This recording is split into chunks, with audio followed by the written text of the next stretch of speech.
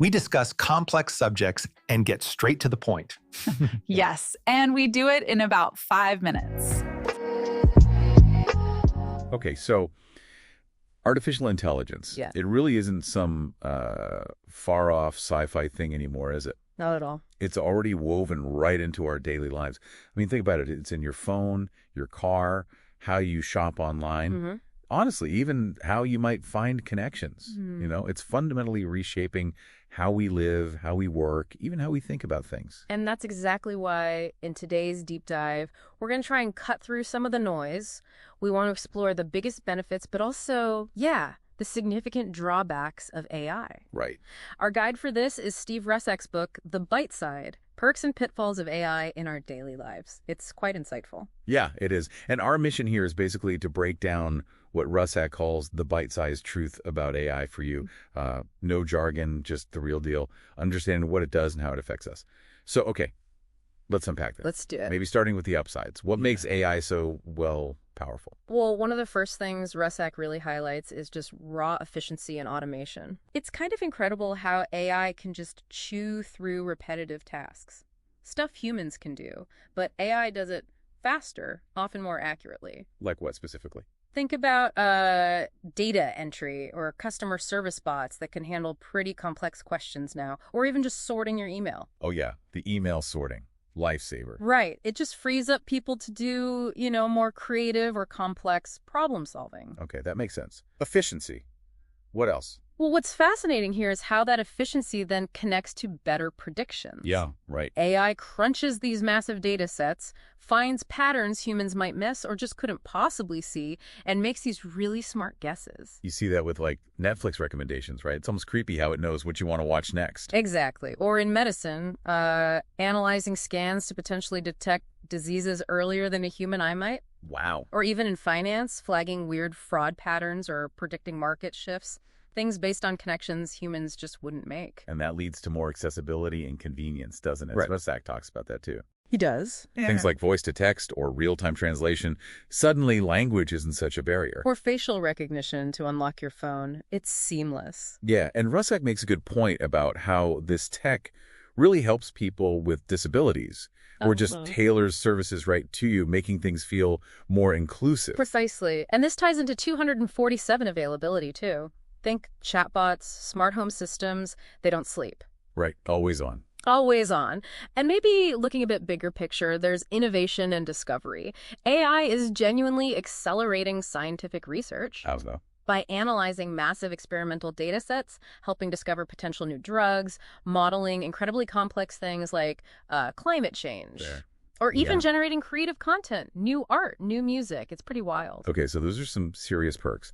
But Ressak is also clear there are glitches in the system, as he puts it. The drawback. And here's where it gets really interesting. Yeah. Because the first big one he tackles is bias and discrimination.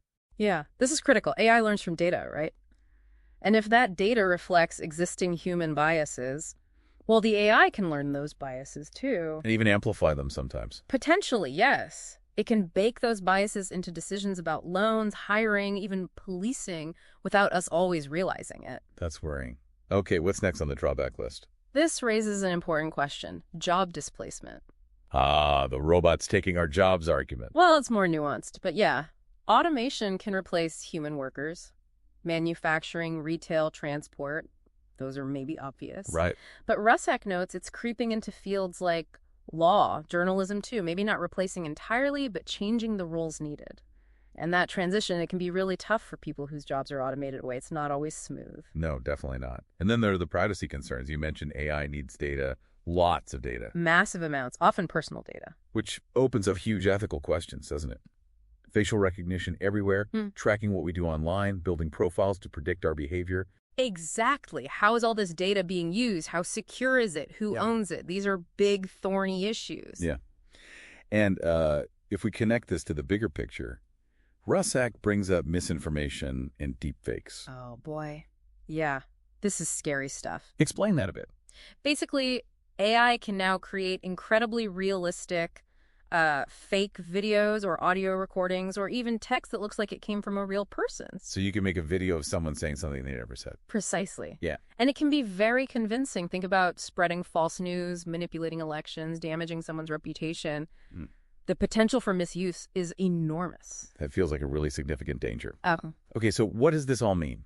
Is there a final drawback Resak highlights? He points to this risk of dependence and maybe a dumbing down effect. How so? Well, if AI makes all the decisions for us, mapping our routes, correcting our grammar, telling us what to buy, do we start to lose our own critical thinking skills?